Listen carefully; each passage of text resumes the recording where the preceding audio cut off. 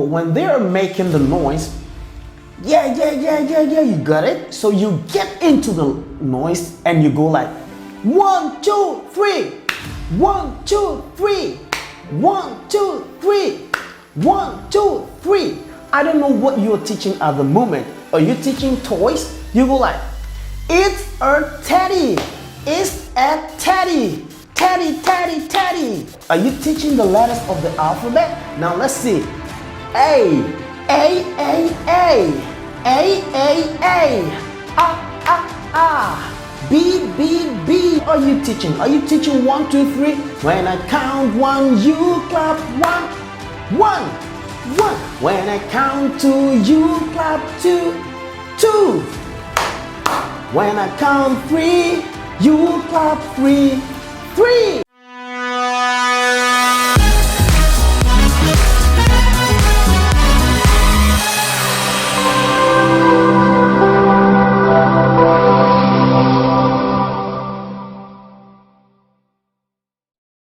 Classroom management is one of the biggest challenges teachers are going through in the field of education.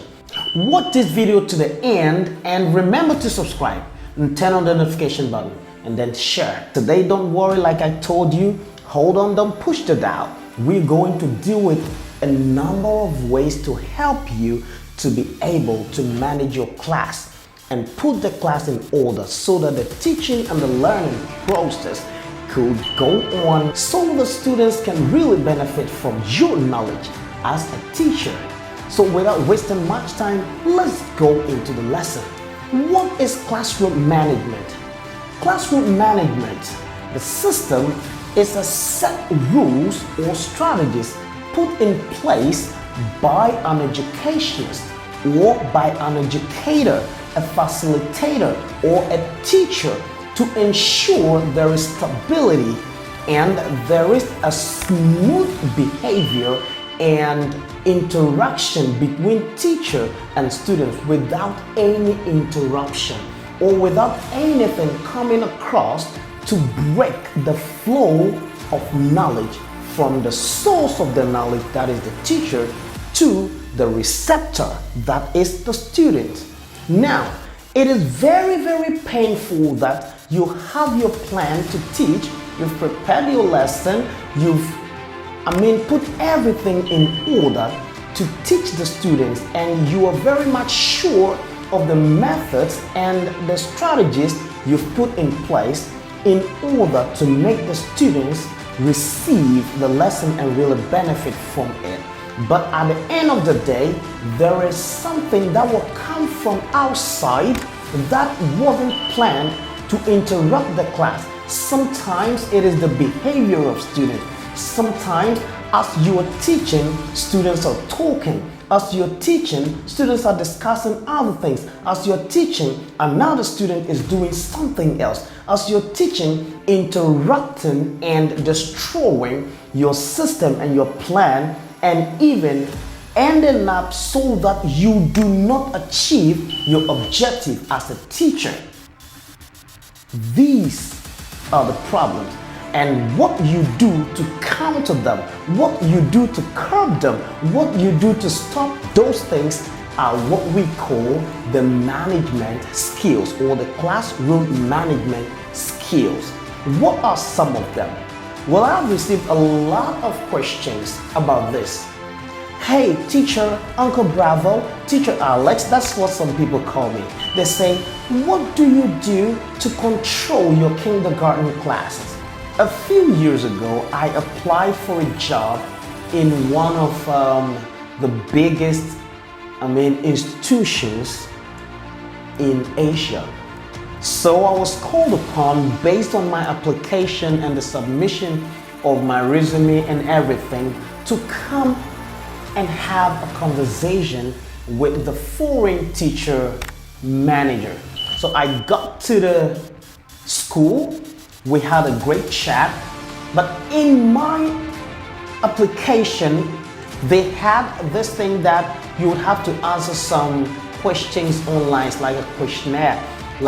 So it got to a point, one of the questions they asked me, how would you manage your K class. That's your kindergarten class. Well, I used a lot of strategies, but I really like the ones I innovate. So I told them that there are a lot of ways to do that. Awarding them scores, deleting the scores of students who talk too much and are not paying attention, and a lot more. And finally, I stated that joining the train is something I really enjoy. And joining the train is Uncle Bravo's strategy. So I say joining the train by Uncle Bravo. So when I wrote that in the face-to-face interview, the foreign teacher manager asked me, well, in your application you wrote one of the ways to manage your kindergarten classes was to join the train. What do you mean? So I told him that, you know, the kids learn by releasing energy. When you prevent them from releasing the energy, there's not going to be a learning process. You should create an environment for them to be able to release the energy. Therefore, as they release the energy, they are learning in the process.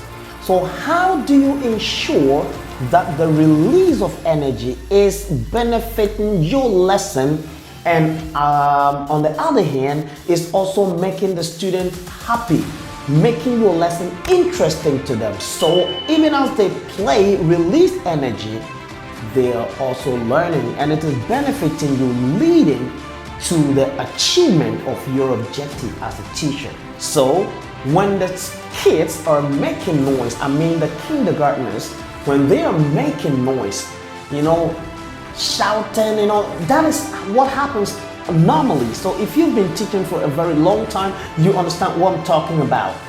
It happens a lot. So when you see them talking, getting up, moving, and you go like 1, 2, 3, they sit down. The next second they're up again. 1, 2. Okay, so I'll delete your point. They are sat for a second and they are doing it again. What then do you do? This is it. That is when you join the train. Transform the noise they are making into your lesson. Get involved in the noise. Change it from a negative noise to a positive noise. So, for example, when they're making the noise, yeah, you got it. So you get into the noise and you go like 1, 2, 3, 1, 2, 3, 1, 2, 3, 1, 2, 3. I don't know what you're teaching at the moment. Are you teaching toys? You go like, it's a teddy. It's a teddy. Teddy, teddy, teddy. It's a teddy. Teddy, teddy, teddy. It's a ball. Ball, ball, ball. Are you teaching the letters of the alphabet? Now let's see. A, A, A, A. A, A, A. B, B, B. B. What are you teaching? Are you teaching 1, 2, 3? When I count 1, you clap 1. 1. When I count 2, you clap 2. 2. When I count 3, you clap 3. 3. When I clap 4, you clap 4. When I clap, you transform the noise into your lesson. Make the noise benefit you. Allow them to release the energy, and you get in and benefit from it. That is what I mean by join the train. If you cannot stop them, join the train. All right. So that is very, very useful to the kindergarten classes. What about the primary classes? Kindergartners, when I talk about the kindergartners, you know them. But please don't forget that grade 1s are almost, they're just a little bit away from the kindergartners. They're almost the same. So it works with the grade 1. So like I told you earlier on, the problem of classroom management isn't difficult, to deal with. These are some of the many ways to deal with them. And I believe that when you begin to apply these skills, you're going to be very, very, very okay. And in the next video, we'll be dealing with how to get your class started the right way. Things that you have to do, or things that when you do, your class is kicked off the right way. And so that it will move and move and move without giving you a nosedive. So that your students can really understand what you're teaching and benefit a lot from what you do as a teacher. Thank you so much. My name is Uncle Bravo, Teacher Alex. Remember to subscribe and turn on the notification button so that anytime I release a video, you'll be one of the very first people to enjoy the video. Thank you. I sign off. Bye.